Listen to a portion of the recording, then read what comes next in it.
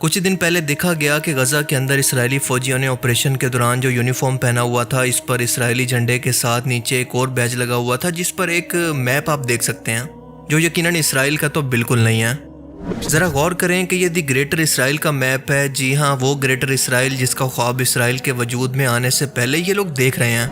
جس کا تصور صہیونیت کے بانی تھیوڈر ہرزل نے سال 1896 کو اپنی کتاب جیوش اسٹیٹ کے اندر پیش کیا۔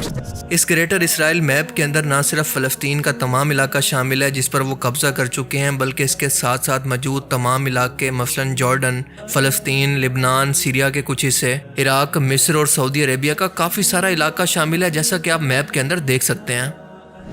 آج کے دور میں جب دنیا کے اندر ہر جگہ پر جمہوری حکومتیں قائم ہیں، اس طرح سے کھلے عام کسی اور ملک کی سرزمین کو اپنے نقشے کے اندر دکھانا باقاعدہ اس ملک پر حملے کا اعلان ہوتا ہے، اور یہ بات اب تک ہمارے مسلم حکمران سمجھنے سے قاصر ہیں، کیونکہ ان کو لگتا ہے کہ اگر غزہ تباہ ہو گیا، فلسطین چلا گیا، مصر کو اکانومیکلی طور پر تباہ کر دیا گیا، شام کو تباہ کر دیا گیا، عراق کو ویران کر دیا گیا، اور اب لبنان اور یمن کی باری ہے۔ فلسطین کے حق کے لیے آواز اٹھانے والی سنی تحریک حماس کے سربراہ اسماعیل ہانیہ کو ایران کے اندر شہید کر دیا گیا، تو اب حال ہی میں حزب اللہ جو کہ ایک شیعہ تحریک ہے، اس کے سربراہ حسن نصر اللہ کو بیروت لبنان کے اندر ایک حملے کے اندر اسرائیل نے شہید کر دیا گیا۔ تو یہ ان سب ملکوں کا پرسنل معاملہ ہے، اور یہ مسلم حکمران اپنے گھروں کے اندر محفوظ ہیں۔ تو آج ان مسلم حکمرانوں کو جاگ جانا چاہیے کہ یہ آگ بہت جلد ان کے گھروں تک بھی پہنچنے والی ہے۔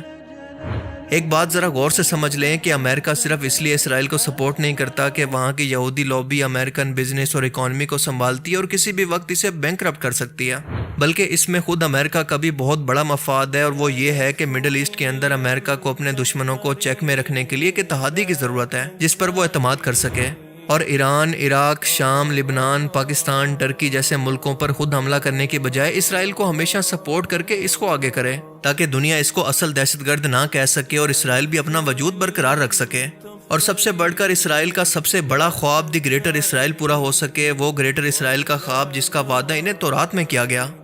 ان کے مطابق وہ سلطنت جو سلیمان علیہ السلام کو عطا کی گئی تھی اور اب وہ اسے دوبارہ قائم کرنا چاہتے ہیں، تاکہ تورات کے دعویٰ کے مطابق ان کا مسیح جو کہ اصل میں جھوٹا مسیح ہے واپس آ کر ان کی بادشاہت کو سنبھالے اور یہ لوگ پوری دنیا پر اپنی حکومت کو قائم کریں۔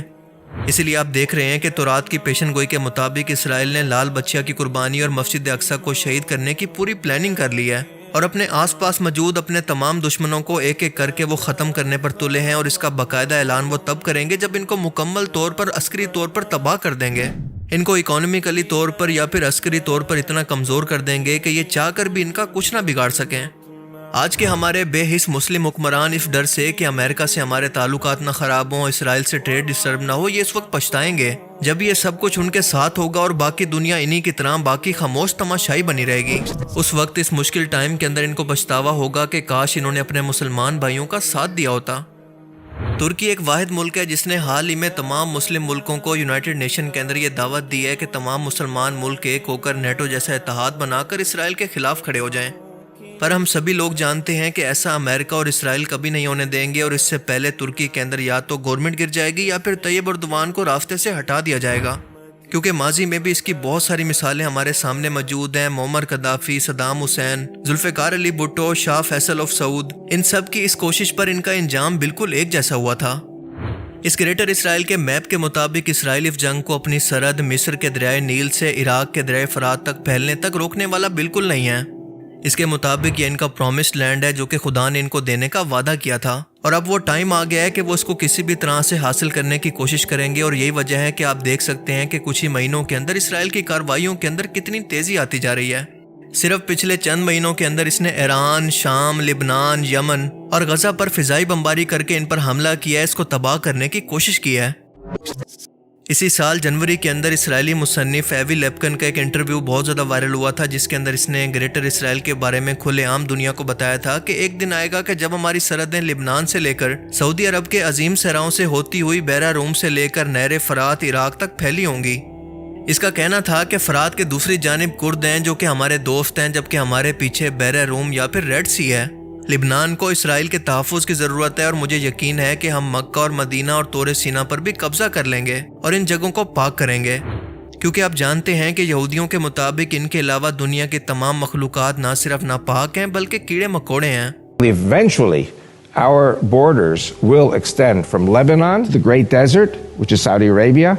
and then from the Mediterranean to the Euphrates. And who's on the other side of the Euphrates? The Kurds. And the Kurds are our friends. So we have the Mediterranean behind us, the Kurds in front of us, Lebanon, which really needs the umbrella of protection of Israel. And then we're going to take, I believe we're going to take Mecca, Medina, and Mount Sinai and purify those places. यहूदी कौम तारीखी तौर पर इन तमाम इलाकों को अपना हिस्सा इसलिए भी मानती है कि ये इनकी बनी इसराइल की सल्तनत के अंदर शामिल थे, और दूसरा तारीख के अंदर बार बार इनको इन इलाकों से निकाला गया और ये बार बार उसी जगह पर आकर आबाद हुए। मिसाल के तौर पर इराक की सरजमीन हज़रत इब्राहीम अलैहिस्सलाम का मस्कन थी, और सऊदी अरेबिया के अंदर तो उनके बेटे इस्माइल अलैहिस्सलाम का मस्कन था।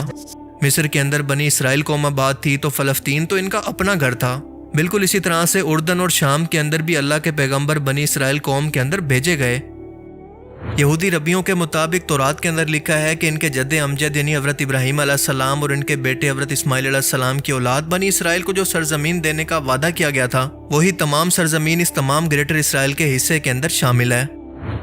बिल्कुल इसी तरह से एक इसराइली वजीर ने पेरिस के अंदर एक तकरीर के दौरान दोबारा से ग्रेटर इसराइल का नक्शा दुनिया के सामने पेश किया था, जिसके अंदर उर्दन और मकबूजा मगरबी किनारे को इसराइल का हिस्सा दिखाया गया था। उर्दन ने इसके बाद दोनों ममालिक के दरमियान अमन मुआहदे की खिलाफ वर्जी का इल्ज़ाम लगाते हुए काफ़ी एहतजाज भी किया, लेकिन क्या उसका फ़ायदा हुआ? अगर इसका असर हुआ होता तो इसराइली फ़ौज इस तरह से ग्रेटर इसराइल के बैच को आज लगाकर ना घूम रही होती। आप ज़रा सोच कर देखें कि सिर्फ इस बुनियाद पर किसी जमहूरी मुल्क की सरहद को कब्जाने की धमकी देना कि ऐसा हमारी किताबों के अंदर पेशन गोई के तौर पर लिखा है, ये सीधा सीधा दहशतगर्दी नहीं तो और क्या है? इसराइल इस बात को अच्छी तरह से जानता है कि यही मुस्लिम इत्तेहाद है जो कि इसके रास्ते की सबसे बड़ी रुकावट बन सकता है, लिहाजा वो डिवाइड एंड रूल यानी तोड़ो और इस पर कब्जा करो इस पॉलिसी पर काम कर रहा है। और इस मकसद को हासिल करने के लिए इसे लोगों को मारना भी पड़ता है, साजिशें भी करनी पड़ती हैं, लोगों को खरीदना भी पड़ता है और इनको पैसों का लालच भी देना पड़ता है। आज के टाइम के अंदर इसराइल का मंसूबा ये है कि मुस्तकबिल के अंदर वो एक एक करके इन तमाम इलाकों को अपने इलाके के अंदर शामिल करना चाहता है जो कि इसके ग्रेटर इसराइल के अंदर शामिल हैं, और इस मकसद को हासिल करने के लिए इसने अपने रास्ते के अंदर आने वाली तमाम रुकावटों को एक एक करके साफ करना शुरू कर दिया है। मगर दुनिया के 100 करोड़ तरक्की याफ्ता मुल्क जो कि खुद को जमहूरी भी कहते हैं और इंसानी हकूक़ के अलम बरदार भी और ताकत और असर व रसूख भी रखते हैं, लेकिन इनका रिस्पॉन्स आपके सामने है। यूके, जर्मनी, अमेरिका, फ्रांस, ये सब मुसलमान मुखालिफ और इसराइल के हमायती हैं। इस सूरत हाल के अंदर हमें ज़मीनी हक़ाइक़ को देखते हुए अपना एहतसाब करना चाहिए कि आज हम मुसलमान कहाँ पर खड़े हैं। ना टेक्नोलॉजी, ना सियासत, ना बिजनेस, किसी भी चीज़ के अंदर हम इनका मुकाबला नहीं कर पा रहे। आखिर इसकी वजह क्या है? वजह बिल्कुल साफ है कि अल्लाह फरमाता है, जिसका मफहूम है कि जब तुम इसकी किताब को यानी कुरान को पीठ दिखाओगे तो वो तुम्हें दुनिया के अंदर जलील और रुस्वा कर देगा, तुम्हारी जगह किसी और कौम को दुनिया की खिलाफत और फैसला करने की ताकत दे देगा। और अल्लाह इस कौम की हालत को कभी बदलता ही नहीं है जिसे खुद अपनी हालत को बदलने का एहसास ना हो। लिहाजा जब तक ये तमाम मुस्लिम हुक्मरान अपने इख्तलाफात को भुलाकर एक नहीं होते, तब तक इनकी हालत बदलने वाली नहीं है। मिडल ईस्ट के अंदर इसराइल को सबसे बड़ा खतरा इस वक्त या तो ईरान से है या फिर पाकिस्तान से, जो दुनिया के मुसलमान मुल्कों के अंदर इकलौता न्यूक्लियर पावर है जिसे अमेरिका ने इंस्टेबल कर दिया है। जैसे हमारे मुल्क पाकिस्तान के अंदर कायदे आज़म का रुतबा है, इसी तरह से इसराइल के लीडर बेन कुरियन है, जिसके नाम पर इसराइल गजा के रास्ते एक आर्टिफिशियल नहर भी बना रहा है ताकि अपनी ट्रेड को बढ़ा सके। इसका अपनी तकरीर के अंदर कहना था, अगर हमें किसी मुल्क से खतरा है तो वो सिर्फ और सिर्फ है पाकिस्तान, जो दुनिया के बाकी मुल्कों की तरह कौम परस्ती पर नहीं बल्कि इसराइल की तरह मजहब के नाम पर बना है। और आज तो वही मुल्क एक न्यूक्लियर ताकत है, इसकी अपनी ताकतवर आर्मी है, लिहाजा अमेरिका ने इसे भी चेक के अंदर रखकर इसे अपने मसलों के अंदर ऐसा उलझा दिया है कि वो कभी सर भी ना उठा सके। इस वक्त अमेरिका और इसराइल की पूरी तवज्जो ईरान की तरफ है, जो कि बहुत जल्द न्यूक्लियर पावर बनने के करीब है। और अगर ऐसा होता है तो मिडिल ईस्ट के अंदर पावर बैलेंस हो जाएगा और इसराइल ईरान पर हमला करने से पहले 100 बार सोचेगा, क्योंकि इस खित्ते के अंदर न्यूक्लियर जंग को कोई भी मुल्क अफोर्ड नहीं कर सकता। लिहाजा अब अगर प्रैक्टिकली तौर पर तमाम हालात को सामने रखकर देखें तो इसराइल का ग्रेटर इसराइल का ख्वाब एक फैंटेसी तो हो सकता है, लेकिन इसे पूरा करना लगभग नामुमकिन है। और अगर इसराइल ज़बरदस्ती ऐसा करने की कोशिश भी करता है तो दुनिया में रशिया और चाइना समेत मुसलमान ममालिक मिलकर एक ब्लॉक बन जाएंगे, जो कि दुनिया के दूसरे मुखालिफ block America, Israel, France, Germany, बरतानिया और इसके इत्तेहादियों पर मुश्तमिल होगा। इसराइल खुद को टाइम से पहले ही तीसरी आलमी जंग के अंदर घसीट लेगा, जिसकी पेशन गोई हर एक इब्राहिमिक रिलीजन के अंदर मौजूद है, क्योंकि मुसलमान इसे जंग हरमदून के नाम से जानते हैं तो क्रिश्चियन आर्मेगेडन के नाम से।